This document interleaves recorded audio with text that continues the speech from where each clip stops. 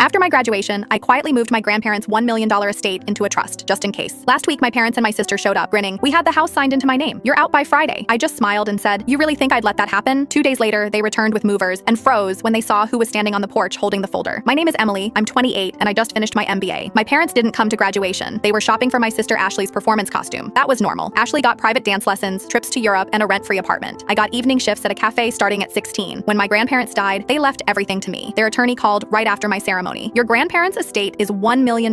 They want you to have full control. I wasn't shocked about the money. I was shocked they trusted me that much. My grandparents were the only ones who saw me. I spent weekends at their home, helping with the garden, listening to their old stories. In their final years, I handled their appointments, banking, and bills. My parents and Ashley only showed up for holiday photos. The moment I left that attorney's office, I knew what would happen. My family has a history of borrowing money that never gets returned. My aunt gave them cash for my dad's store. 6 months later, the money was gone. I called a friend from law school who introduced me to an estate attorney. Put everything into an irrevocable trust immediately, he said. Over 3 weeks, we worked to secure it all. We transferred the property title to an LLC owned by the trust. All utilities went into the company's name. Bank accounts were moved to a new trust account with two-factor authentication. On public records, there was zero connection between me and the house. I told no one. When my parents asked about the house, I said I was still busy with work. When Ashley texted about selling and splitting the money for her nail salon, I replied, no. I let them believe I'd done nothing, that I was still the compliant daughter who always gave in. Then came last Tuesday. I was sweeping leaves when a black SUV pulled up. Ashley jumped out. Hey sis, this house is in my name now. Mom and dad want you out by Friday so I can renovate and sell. My father handed me papers with a blue stamped seal. We had the house signed into my name. You already have a place to live, right? I looked at their forged documents, fake notary seal, shaky signatures. I just smiled. You really think I'd let that happen? Ashley's grin faltered. What do you mean? I leaned my broom against the porch. I've heard you. Now leave. They left, but Ashley shot back. We'll be back Friday with movers. This is happening. That afternoon, I texted my attorney. They came exactly as expected. Prepare for the next step. 2 days later, they returned with a moving truck. Ashley was on her phone, ready to document her victory. But when they reached the walkway, they froze. Standing beside me was a representative from the county property records office, holding a thick file with red seals. He showed his ID. Am I speaking with the Carter family? My father nodded. Yes, what is this about? I'm here to inform you of the legal status of this property. This house was placed into an irrevocable trust last year, with Miss Emily Carter as sole trustee. Any transfer attempted after that date is legally void and constitutes fraud. Ashley's smile vanished. My father stepped forward. Fraud? We just corrected an error. Any correction made without legal authorization from the trustee is null and void. You used an out-of-state service with a notary seal not licensed in this state. These factors are sufficient to trigger a criminal investigation. The movers backed toward their truck. Ashley swallowed hard. You're really going to do this to us after everything mom and dad gave you? I met her gaze. They gave me nothing. Grandma and grandpa did, and you just tried to steal it with forged documents. He handed my father a formal warning. If you return here with further intent to take possession, we will contact the police and district attorney's office. They left in silence. 3 days later, I sent the fraud evidence to Ashley's real estate firm. Within 48 hours, she was terminated and reported to the state licensing board. The county filed criminal charges. A week later, I received a letter from my mother's attorney. Mrs. Carter withdraws all legal claims and requests no future contact with Miss Emily Carter. I kept the house. I kept my peace. And I kept my promise to my grandparents.